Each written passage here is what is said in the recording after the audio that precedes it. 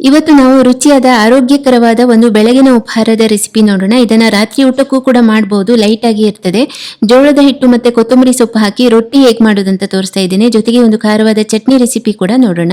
Hi, ಎಲ್ಲರಿಗೂ ನಮಸ್ಕಾರ. ನಾನು ಅಂಬಿಕಾ ಶೆಟ್ಟಿ. ಸವಿರುಚಿ ಕಾರ್ಯಕ್ರಮಕ್ಕೆ ನಿಮ್ಗೆಲ್ಲರಿಗೂ ಸ್ವಾಗತ.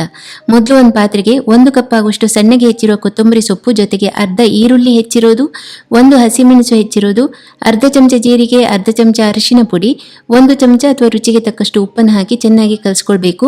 ನೀವು ಇಲ್ಲಿ ಗಮನಿಸ್ತಾ ಇರ್ಬೋದು, ನಾನು ಯಾವುದೇ ತರಕಾರಿಗಳನ್ನ ಉಪಯೋಗಿಸ್ತಾ ಇಲ್ಲ. ನೀವು ಬೇಕಿದ್ರೆ ತುರಿದ ಅಥವಾ ಸಣ್ಣಗೆ ಹೆಚ್ಚಿರುವ ಕ್ಯಾರೆಟ್ ಹಾಕ್ಬೋದು, ಮುಳುಸೌತೆಕಾಯಿ ಹಾಕ್ಬೋದು, ಕ್ಯಾಪ್ಸಿಕಮ್ ಹಾಕ್ಬೋದು, ಸಬ್ಬಸಿಗೆ ಸೊಪ್ಪು ಕೂಡ ಹಾಕ್ಬೋದು. 2 ಕಪ್ ಆಗುವಷ್ಟು ಜೋಳದ ಹಿಟ್ಟು ಹಾಕ್ತಾ ಇದ್ದೇನೆ ಇಲ್ಲಿ. ಇದು ಕಾರ್ನ್ಫ್ಲವರ್ ಅಲ್ಲ, ಜೋಳದ ಹಿಟ್ಟು. ಈ ಜೋಳದ ರೊಟ್ಟಿ ಉತ್ತರ ಕರ್ನಾಟಕ ಕಡೆ ಎಲ್ಲ ಮಾಡ್ತಾರೆ ನೋಡಿ, ಅದಕ್ಕೆ ಬಳಸುವಂತ ಜೋಳದ ಹಿಟ್ಟಿನಲ್ಲಿ ಥಾಲಿಪೀಠ್ ಮಾಡ್ತಾ ಇರೋದು. ಇನ್ನು ಚೆನ್ನಾಗಿ ಮೊದಲು ಎಲ್ಲದನ್ನು ಕಲಿಸ್ಕೊಂಡು ಆದಮೇಲೆ ನೀರು ಹಾಕಬೇಕು. ಜೋಳದ ಹಿಟ್ಟು ನಾವು ಎಷ್ಟು ನೀರು ಹಾಕ್ತೇವೆ ಅಷ್ಟು ಕುಡಿತದೆ ಅದು. ಅಂದರೆ ನೀವು ಹಿಟ್ಟು ಸ್ವಲ್ಪ ಮೆತ್ತಗೆ ನಮಗೆ ಕಲಿಸ್ಬೇಕು. ನೀವು ನೀರು ಹಾಕ್ತಾ ಹೋದಾಗೆ ಕಲಿಸ್ತಾ ಹೋದಾಗೆ ಮತ್ತು ಕೂಡ ನಿಮಗೆ ಹಿಟ್ಟು ಸ್ವಲ್ಪ ಗಟ್ಟಿ ಇದೆ ಅಂತಲೇ ಅನಿಸ್ತದೆ.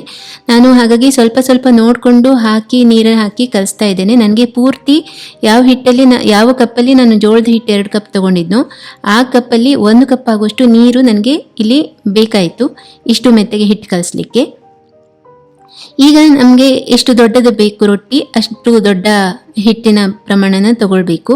ಬಾಳೆ ಎಲೆ ಮೇಲಾದರೂ ಆಗ್ಬೋದು, ಅಥವಾ ಒಂದು ಈ ಬೇಕಿಂಗ್ ಮಾಡುವಾಗ ನಾವು ಉಪಯೋಗಿಸುವಂಥ ಬೇಕಿಂಗ್ ಶೀಟ್ ಅಥವಾ ಪಾರ್ಚ್ಮೆಂಟ್ ಪೇಪರ್ ಆದರೂ ಆಗ್ಬೋದು. ಅದರ ಮೇಲ್ಗಡೆ ಸ್ವಲ್ಪ ಎಣ್ಣೆ ಅಥವಾ ತುಪ್ಪ ಸವರ್ಕೊಂಡು ಇದನ್ನು ಹಿಟ್ಟನ್ನು ಹೀಗೆ ತಟ್ಟಬೇಕು. ಹಿಟ್ಟು ಸ್ವಲ್ಪ ಗಟ್ಟಿ ಇರ್ತದೆ. ಇದು ಅಕ್ಕಿ ರೊಟ್ಟಿ ಅಷ್ಟು ಸುಲಭದಲ್ಲಿ ಅದನ್ನು ನಮಗೆ ದೊಡ್ಡದು ಮಾಡಲಿಕ್ಕೆ ಆಗೋದಿಲ್ಲ. ಅಲ್ಲದೆ ನಾವಿಲ್ಲಿ ಉತ್ತರ ಕರ್ನಾಟಕ ಕಡೆ ಮಾಡುವಂಥ ಜೋಳದ ರೊಟ್ಟಿ ಥರ ಉಕ್ಕರಿಸಿಯೂ ಇಲ್ಲ, ಬಿಸಿ ನೀರು ಕೂಡ ನಾನು ಹಾಕಿಲ್ಲ, ತಣ್ಣೀರೇ ಹಾಕಿರೋದು. ಸ್ವಲ್ಪ ಗಟ್ಟಿ ಅನಿಸ್ಬೋದು. ತೆಳ್ಳಗೆ ಎಷ್ಟಾಗ್ತದೆ ಅಷ್ಟು ತೆಳ್ಳಗೆ ರೊಟ್ಟಿನ ತಟ್ಟಬೇಕು. ಯಾಕೆ ಅಂತ ಹೇಳಿದರೆ ಅದು ಬೇಯಲಿಕ್ಕೆ ಸ್ವಲ್ಪ ಟೈಮ್ ತಗೊಳ್ತದೆ. ಹಾಗಾಗಿ ಎಷ್ಟು ತೆಳ್ಳಗೆ ನಾವು ತಟ್ಕೊಳ್ತೇವೆ ಅಷ್ಟು ಬೇಗ ನಾವು ಅದನ್ನ ಬೇಯಿಸ್ಕೊಳ್ಬೋದು. ಮತ್ತು ಕಾವಲಿ ಸರಿಯಾಗಿ ಕಾಯಿಸ್ಕೊಂಡು ಸರಿ ಬಿಸಿ ಆದಮೇಲೆ ಸ್ವಲ್ಪ ಎಣ್ಣೆ ಬೇಕಿದ್ರೆ ಎಣ್ಣೆ ಅಥವಾ ತುಪ್ಪ ಸ್ವಲ್ಪ ಹಾಕಿ ಆಮೇಲೆ ರೊಟ್ಟಿನ ಹಾಕಿ 2 ಕಡೆ ಚೆನ್ನಾಗಿ ಬೇಯಿಸಬೇಕು. ತುಂಬ ಆರೋಗ್ಯಕರವಾದ ಒಂದು ಬೆಳಗಿನ ಉಪಹಾರ ಅಥವಾ ರಾತ್ರಿ ಊಟದ ತಿನಿಸು ಅಂತ ಹೇಳ್ಬೋದು ಇದನ್ನು. ನೀವು ನಿಮಗೆ ಬೇಕಾದ ಹಾಗೆ ನಿಮ್ಮ ರುಚಿಗೆ ತಕ್ಕ ಹಾಗೆ ಇದರಲ್ಲಿ ಕೆಲವೊಂದು ಸಾಮಗ್ರಿಗಳನ್ನು ಮತ್ತೆ ಹಾಕ್ಕೊಳ್ಬೋದು. ನಾನು ಹೇಳಿದಾಗೆ ತರಕಾರಿಗಳನ್ನೆಲ್ಲ ಹಾಕ್ಬೋದು, ಸಬ್ಬಸಿಗೆ ಸೊಪ್ಪು ಕೂಡ ಹಾಕ್ಬೋದು. ಅದರ ಪರಿಮಳ, ರುಚಿ ಎಲ್ಲದನ್ನು ಹೆಚ್ಚಿಸ್ಬೋದು. ನಾನು ಏನೂ ಹೆಚ್ಚಿನ ಸಾಮಗ್ರಿಗಳು ಇಲ್ಲದೆ ಇರುವಾಗ ತಕ್ಷಣಕ್ಕೆ ರುಚಿಯಾಗಿ ಹೇಗೆ ಮಾಡೋದಂತ ತೋರಿಸಿದ್ದೇನೆ. ಬಿಸಿ ಬಿಸಿ ರೊಟ್ಟಿ ಮೇಲೆ ಬೆಣ್ಣೆ ಹಾಕ್ಕೊಂಡು ಖಾರವಾದ ಚಟ್ನಿ ಜೊತೆ ತಿನ್ನಲಿಕ್ಕೆ ತುಂಬ ಚೆನ್ನಾಗಿರ್ತದೆ. ಚಟ್ನಿ ಹೇಗೆ ಮಾಡೋದಂತ ನೋಡೋಣ. ನಾನು ಈ ಜೋಳದ ರೊಟ್ಟಿ ಜೊತೆ ಇಟ್ಟಿರುವಂಥ ಚಟ್ನಿ, ಇದಕ್ಕೆ ಕ್ಯಾರೆಟ್ ಮತ್ತು ಟೊಮ್ಯಾಟೊ ಹಾಕಿ ಮಾಡಿದ್ದೇನೆ, ಒಂದು ತರಕಾರಿ ಚಟ್ನಿ. ಈ ಚಟ್ನಿ ರುಚಿ ಹೇಗಿರ್ತದೆ ಅಂತ ಹೇಳಿದ್ರೆ ಬರೀ ಜೋಳದ ರೊಟ್ಟಿ ಜೊತೆಗೆ ಮಾತ್ರ ಅಲ್ಲ, ನಾನು ಇತ್ತೀಚೆಗೆ ಸ್ವೀಟ್ ಕಾರ್ನ್ ಹಾಕಿ ಒಂದು ಪಕೋಡ ಮಾಡಿ ತೋರಿಸಿದ್ದೆ, ನಿಮಗೆ ನೆನಪಿರ್ಬೋದು. ಆ ಸ್ವೀಟ್ ಕಾರ್ನ್ ಪಕೋಡ ಪಕ್ಕದಲ್ಲಿ ನಾನೊಂದು ಚಟ್ನಿ ಇಟ್ಟಿದ್ದೆ, ಅದು ಕೂಡ ಇದೇ ಚಟ್ನಿ. ಇದು ನೀವು ಅನ್ನದ ಜೊತೆಗೂ ಕೂಡ ಬಡಿಸ್ಬೋದು, ದೋಸೆ ಜೊತೆಗೂ ಕೂಡ ಬಡಿಸ್ಬೋದು, ರುಚಿಯಾಗಿ ಇರ್ತದೆ. ಬನ್ನಿ ಹೇಗೆ ಮಾಡೋದಂತ ನೋಡೋಣ. 2 ದೊಡ್ಡ ಚಮಚ ಆಗುವಷ್ಟು ಎಣ್ಣೆನ ಒಂದು ಬಾಣಲೆಗೆ ಹಾಕಿದ್ದೇನೆ. ಎಣ್ಣೆ ಸರಿಯಾಗಿ ಬಿಸಿ ಆದಮೇಲೆ ಅರ್ಧ ಈರುಳ್ಳಿಯನ್ನು ಸ್ವಲ್ಪ ದೊಡ್ಡದಾಗಿ ಹೆಚ್ಚಿ ಹಾಕಿದ್ದೇನೆ ನಾನಿಲ್ಲಿ. ಹಾಗೆಯೇ 4 ಒಣಮೆಣಸಿನಕಾಯಿ, ನಾನಿಲ್ಲಿ ಹಾಕಿರೋದು ಬ್ಯಾಡ್ಗಿ ಒಣಮೆಣಸಿನಕಾಯಿ. ನಿಮ್ಮ ಖಾರಕ್ಕೆ ತಕ್ಕ ಹಾಗೆ ಸ್ವಲ್ಪ ಹೆಚ್ಚು ಕಡಿಮೆ ಮಾಡ್ಬೋದು ಮೆಣಸಿನಕಾಯಿ ಪ್ರಮಾಣನ. ಅದನ್ನ ಸ್ವಲ್ಪ ಹುರಿದು ನಂತರ 2 ಟೊಮ್ಯಾಟೊನ ಹಸಿಯಾಗಿಯೇ ಹಾಕಿದ್ದೇನೆ, ಸ್ವಲ್ಪ ದೊಡ್ಡದಾಗಿ ಕಟ್ ಮಾಡಿ ಹಾಕಿದ್ದೇನೆ. ಚೆನ್ನಾಗಿ ಒಮ್ಮೆ ಎಲ್ಲದನ್ನು ಕಲಿಸ್ಕೊಳ್ಬೇಕು.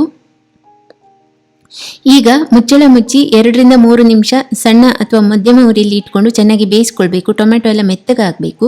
ಈರುಳ್ಳಿ ಕಂದು ಬಣ್ಣಕ್ಕೆ ತಿರುಗೋದು ಬೇಡ, ಮೆತ್ತಗಾಗಬೇಕು ಸರಿಯಾಗಿ. 1 ಇಂಚು ಗಾತ್ರದ ಹುಣಸೆಹಣ್ಣು ಹಾಕಿದ್ದೇನೆ.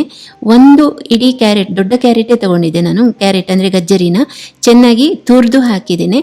ಯಾಕಂದರೆ ರುಬ್ಲಿಕ್ಕಿದೆ, ರುಬ್ಬುವಾಗ ಬೇಗನೆ ರುಬ್ಬಬಹುದು, ಮತ್ತು ತುರಿದ್ರೆ ಬೇಗ ಅದು ಸ್ವಲ್ಪ ಬೇಯ್ತದೆ. ಸ್ವಲ್ಪ ಹಸಿ ಉಳಿದ್ರೂ ಏನಾಗೋದಿಲ್ಲ ಕ್ಯಾರೆಟು.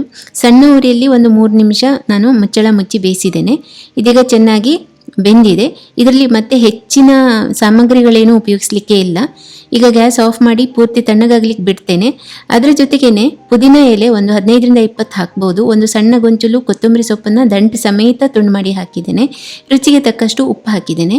ಚೆನ್ನಾಗಿ ಒಮ್ಮೆ ಇದನ್ನು ಕಲಸಿ ಹಾಗೆ ತಣಿಲಿಕ್ಕೆ ಬಿಟ್ಟು ಬಿಡೋಣ.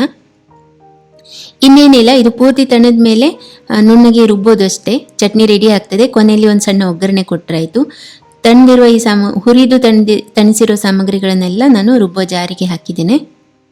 ನಿಮಗೆ ತುಂಬ ನೀರು ಬೇಕು ಅಂತ ನೀರಾಗಿ ಬೇಕು ಅಂತಿದ್ರೆ ನೀರು ಸ್ವಲ್ಪ ಜಾಸ್ತಿ ಹಾಕಿ ರುಬ್ಬಬಹುದು. ಅರ್ಧ ಕಪ್ ನೀರು ಹಾಕಿ ನಾನು ನುಣ್ಣಗೆ ರುಬ್ಬಿ ಚಟ್ನಿನ ರೆಡಿ ಮಾಡ್ಕೊಳ್ತಾ ಇದ್ದೇನೆ. ನೋಡಿ, ನೀವು ಕೊನೆಯಲ್ಲಿ ಒಗ್ಗರಣೆ ಬೇಕಿದ್ರೆ ಕೊಡ್ಬೋದು, ರುಚಿ ಜಾಸ್ತಿ ಆಗ್ತದೆ, ರುಚಿ ಮತ್ತು ಪರಿಮಳ. ಆದರೆ ಪ್ರಾರಂಭದಲ್ಲಿಯೂ ನಾವು ಎಣ್ಣೆಯಲ್ಲೇ ಎಲ್ಲದನ್ನು ಬೇಯಿಸಿದ್ದೇವೆ. ನಿಮಗೆ ಎಣ್ಣೆ ಜಾಸ್ತಿ ಉಪಯೋಗಿಸೋದು ಬೇಡ ಅಂತಿದ್ರೆ ನೀವು ಒಗ್ಗರಣೆ ಕೊಡದೇ ಇದ್ರೂ ನಡೀತದೆ. ಚಟ್ನಿ ರೆಡಿಯಾಗಿದೆ. ನಾನೊಂದು ಸಣ್ಣ ಒಗ್ಗರಣೆ ಕೊಡ್ತಾ ಇದ್ದೇನೆ. ಅರ್ಧ ದೊಡ್ಡ ಚಮಚ ಎಣ್ಣೆ ಬಿಸಿ ಮಾಡಿ ಅದಕ್ಕೆ ಅರ್ಧ ಚಮಚ ಸಾಸಿವೆ, 1 ಚಮಚ ಉದ್ದಿನಬೇಳೆ, 7-8 ಕರಿಬೇವಿನ ಎಲೆ ಹಾಕಿ ಚೆನ್ನಾಗಿ ಹುರ್ಕೊಳ್ತಾ ಇದ್ದೇನೆ. ಇದಕ್ಕೆ ಮತ್ತೆ ಒಣಮೆಣಸಿನಕಾಯಿ ನಾನು ಹಾಕಿಲ್ಲ, ಚಟ್ನಿಗೆ ಹಾಕಿರೋದ್ರಿಂದ. ಇದನ್ನು ಒಗ್ಗರಣೆನ ಚಟ್ನಿಗೆ ಹಾಕಿ ಚೆನ್ನಾಗಿ ಕಲಸಿದ್ರೆ ಆಯಿತು. ನಾನು ಆಗಲೇ ಹೇಳಿದಾಗೆ ಕ್ಯಾರೆಟ್ ತಿಂದ ಹಾಗೆ ಆಗ್ತದೆ. ಕೆಲವು ಮಕ್ಕಳಿಗೆ ಎಲ್ಲ ನಾವು ಕೆಲವೊಂದು ತರಕಾರಿಗಳನ್ನ ಕೊಡೋದು ಸ್ವಲ್ಪ ಕಷ್ಟ. ಅಂಥ ಟೈಮಲ್ಲಿ ಅದರಲ್ಲಿ ಹೀಗೆ ಚಟ್ನಿ ಮಾಡ್ಬೋದು. ನಾನು ಆಗಲೇ ಹೇಳಿದಾಗೆ ಈ ಚಟ್ನಿ ಕೇವಲ ಜೋಳದ ರೊಟ್ಟಿ ಜೊತೆ ಅಷ್ಟೇ ಅಲ್ಲ, ಪಕೋಡ ಜೊತೆಗಾದರೂ ನೀವು ಸರ್ವ್ ಮಾಡ್ಬೋದು, ಅನ್ನದ ಜೊತೆಗೂ ಬಡಿಸ್ಬೋದು, ದೋಸೆ ಜೊತೆಗೂ ಕೂಡ ಬಡಿಸ್ಬೋದು. ಖಂಡಿತ ಮಾಡಿ ನೋಡಿ ಈ 2 ರೆಸಿಪಿಗಳನ್ನ. ಇನ್ನೊಂದು ರುಚಿಯಾದ ಅಡುಗೆ ವಿಧಾನದೊಂದಿಗೆ ನಾನು ಮತ್ತೆ ಬರ್ತೇನೆ. ನಿಮ್ಮ ದಿನ ಶುಭವಾಗಿರಲಿ. ಧನ್ಯವಾದಗಳು.